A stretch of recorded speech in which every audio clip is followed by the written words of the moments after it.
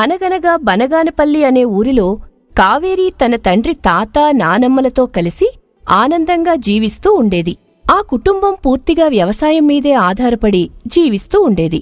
అలా ఉండగా ఒకరోజు వాళ్ల పొలంలో అందరూ కలిసి నాట్లు వేస్తూ ఉండగా, ఏ యాదమ్మా, మీ మనవరాలికి పెళ్లి చేసేయవేటే ఇంకా?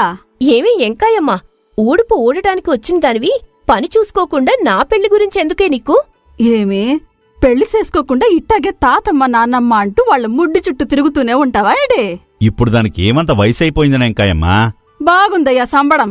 దీని తోటోళ్ళకి ఒక పిల్ల సంకలో ఒక పిల్ల కడుపులో ఉన్నారు తెలుసా? ఒసే ఎంకాయమ్మా, ఇంకో మాట మాట్లాడేవనుకో వరి తుప్పుకు బదులు నిన్ను ఊడ్సేయగలను. అంటావే తిప్పులాడి, ఎన్నైనా అంటావు.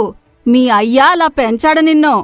ఓసి నీ దుంపతేగా, పొద్దున్నే నా మనవరాల మీద పడ్డావేటే? ఆ అట్ట గడ్డెట్టునానమ్మా, ఉండలేకపోతోంది ముసల్ది. వచ్చిందమ్మా వగలమారి పొగసిద్ధా.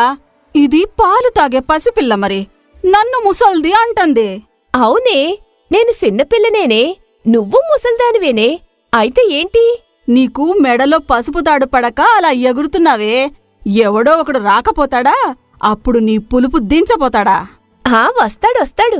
ఆడిని నిన్ను వరికుప్పలో ఎట్టి నూర్పేసేస్తాను. ఇప్పుడు అలాగే అంటావే, తర్వాత నువ్వే కుక్కిన పేనులా పడుంటావు.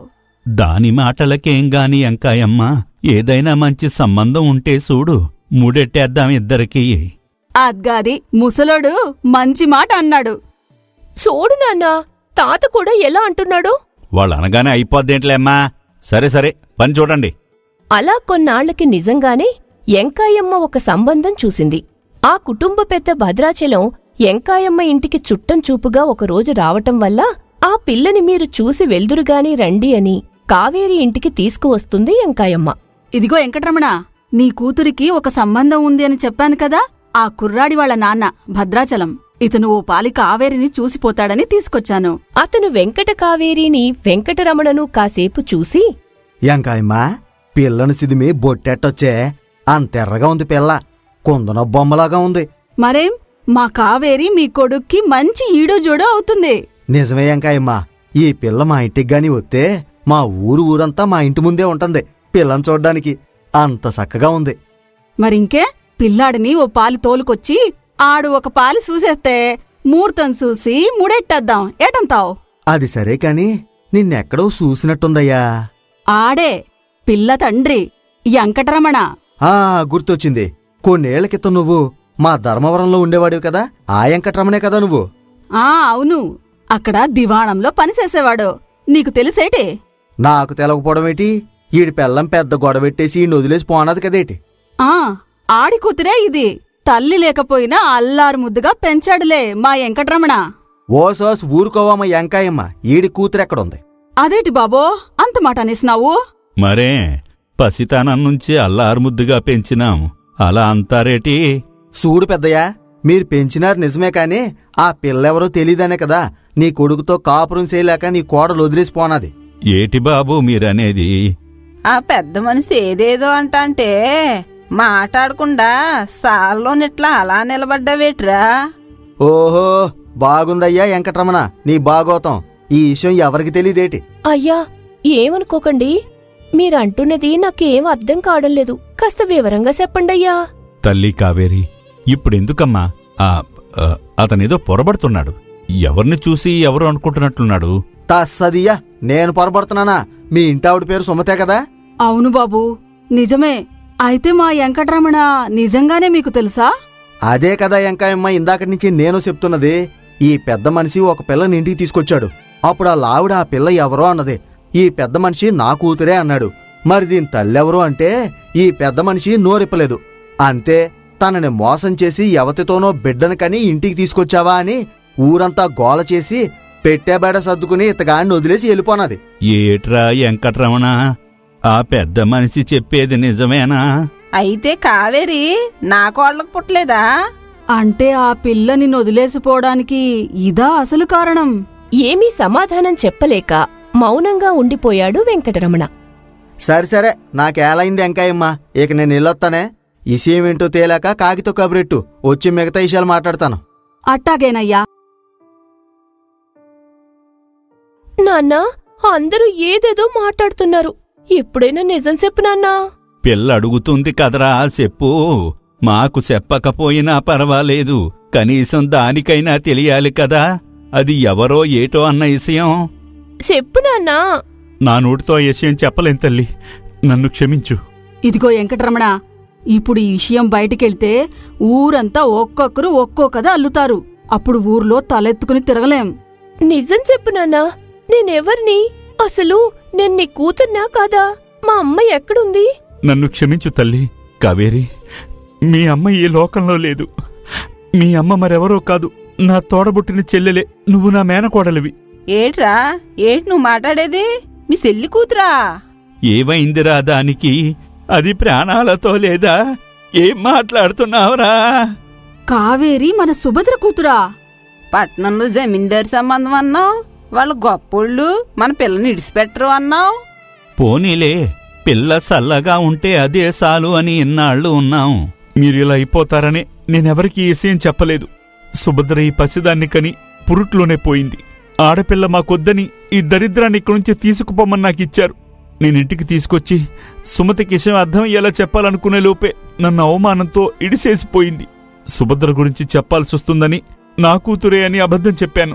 ఓరి వెంకటరమణ, నీ గుండెల్లో ఇంత బాధ దాచుకునున్నావా ఇన్నాళ్ళు? అమ్మా కావేరి, నేను అబద్ధం చెప్పాను, నిజం దాచాను. కాని ఎప్పుడూ నేను నిన్న మేనకోడల్లా చూడలేదు. కూతురు కంటే ఎక్కువగానే చూశాను. ఆ విషయం నువ్వు చెప్పక్కర్లేదు నాన్నా. నువ్వు చూసుకున్నట్టు నా కన్న తండ్రి కూడా చూసుకోడేమో. మా గొప్ప మనసురా నీది వెంకటరమణ. అలా ఆ ఇంట్లో వాతావరణం వేడెక్కింది. మల్లయ్య, యాదమ్మ శోకాలు పెట్టసాగారు.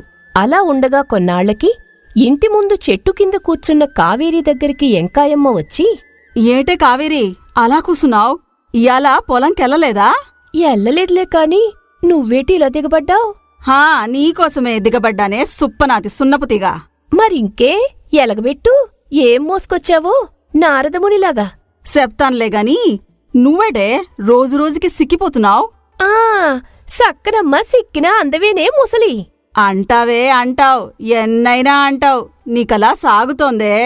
ఇంతకీ ఇషమేటో చెప్పవే. హా, నీ మొగుడు ఆడి చుట్టాలు నిన్ను చూడడానికి వస్తున్నారట. రేపొద్దుగాల స్నానం చేసి ఏవో 2 పిండి వంటలు చేసుంచు. అన్నీ అయిపోతే రేపు సందేడకల్లా లగ్గాలెట్టేసుకుని ఎల్లిపోతారు. ఏమీ ఎంకయ్యమ్మ, ఎప్పుడెప్పుడు నన్ను ఈ ఊర్నించి తరిమెయ్యాలా అని కంకణం కట్టుకున్నావేటే? ఎప్పుడు చూసినా పెళ్లి పెళ్లి అంటావ్. ఒక ఈడొచ్చినాక చేసుకోవాలే. ఇలా ఒంటికాయ సొంటి కొమ్ములాగా ఎన్నాళ్ళుంటావేటే? మంచి ఊపు మీదున్నావు. ఆ పెళ్ళేదో నువ్వు చేసుకోయే, సరదా తీరిపోద్ది. నాకు చేసుకోవాలనే ఉండే కాని ఇప్పుడు నన్నెవడు చేసుకుంటాడు చెప్పు? మీ హోసి నీ సిగ్గు శివడా, ఏం మెలికలు తిరుగుతున్నావే. సరే, నేనెళ్ళొత్తాను. ఇప్పుడు నేను పెళ్లి చేసుకుని వెళ్ళిపోతే మా నాన్న, నానమ్మ, తాతని ఎవరు చూసుకుంటారు?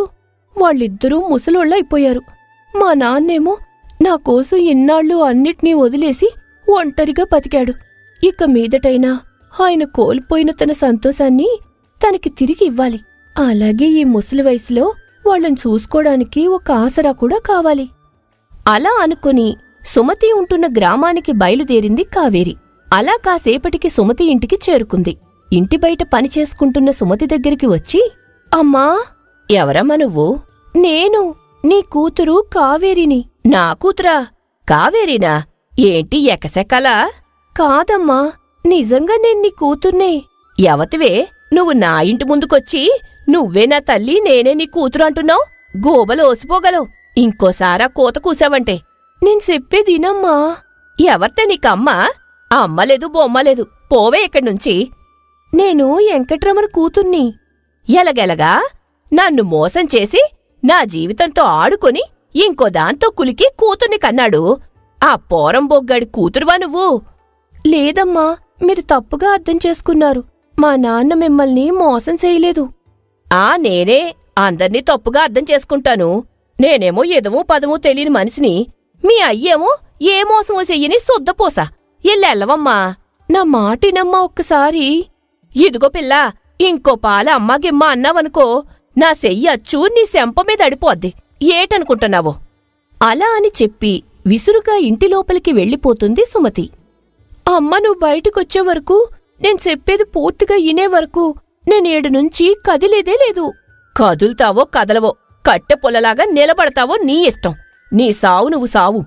అలా కావేరి అక్కడే నిలబడి ఉంటుంది. అలా మధ్యాహ్నం అవుతుంది. సూర్యుడు నడినెత్తిమీదకి వస్తాడు. అయినా కావేరి కదలకుండా ఆ ఎండలో అలాగే నిల్చుంటుంది. సాయంత్రం అవుతుంది. మెల్లగా చీకటి పడుతుంది.